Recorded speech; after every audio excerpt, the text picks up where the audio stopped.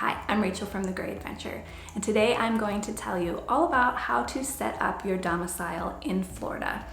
Pretty easy, pretty straightforward. A domicile is basically the same as a residency. You're establishing your legal presence in a specific state. RVers tend to choose between Florida, South Dakota, and Texas, and those choices are made based on property taxes, insurance prices, health insurance, homeschool laws. There are a lot of reasons why people choose a specific state. For us, Florida made the most sense, and so that's what I'm going to be sharing with today. But take a look at some of the other states to decide where you would like to set up your residency. This is 2019 when I'm recording this. We set up all of our documents and address and all of that in 2016, 17? I'm losing track of time. So make sure that you're checking your current laws and the current systems that are in place just in case they've changed since I've made this video. So I'm going to jump right into it. Really straightforward, really pretty easy. So the first step is simply to choose a mail forwarding service.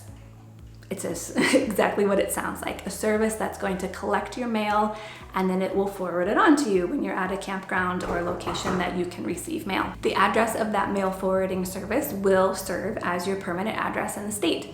So there are a few different options within Florida. The one we went with was My RV Mail, and we were very happy with this service. We just had the basic level. They told us when a piece of mail came in, and that was all the information that we had. You can also set things up where they can scan your mail, the outside of your mail, so that you can see what's coming in. They also have another upgrade where you can have them open your mail and scan everything that's inside as well.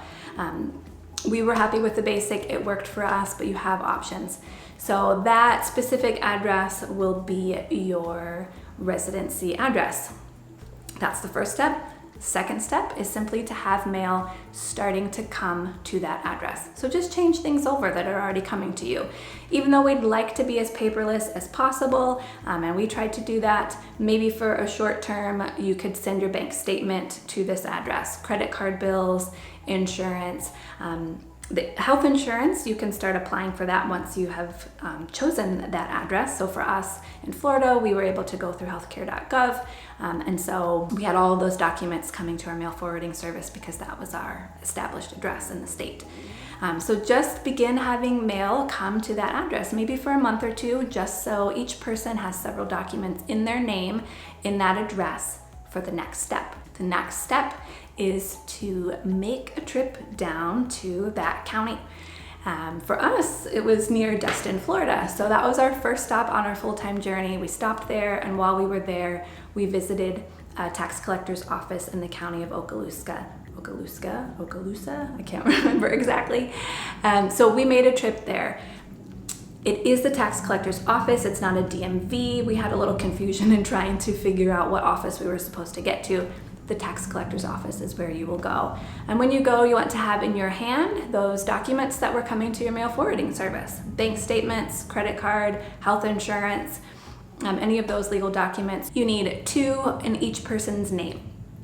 And along with those 2 documents, you will need a photo ID, passport, driver's license from a previous state, and your social security card. So you take all those things in hand and you make a trip to your tax collector's office in the county that you're registering in. So for us, that worked really well. Pretty straightforward. You sit down at a desk and the person types everything in. You can register to vote at the same time. And that's really it. It's that simple. You set up your mail forwarding service. You start having mail sent to you at that address. Make a trip into your local tax collector's office and get everything squared away. The next kind of bonus step then, and once you've established residency and you get your driver's license in hand, you can also register your vehicles. And you can do that at the same time, at the same appointment with getting your driver's license. You can register your vehicle, switch over license plates and all of that. We waited a little bit longer after because just to line up with the expiration dates in the state where they're currently registered. That's the only reason we waited, but you can do that at that same appointment as well. So it's really quite easy to set it up. It sounds like you might need a lot of paperwork and to do all these crazy things, but it is easy as can be. Find that mail forwarding service, start sending mail there, and then make a trip down to your tax collector's office. That's it.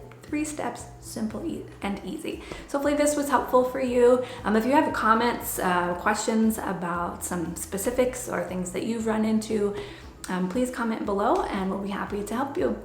Thanks so much for watching.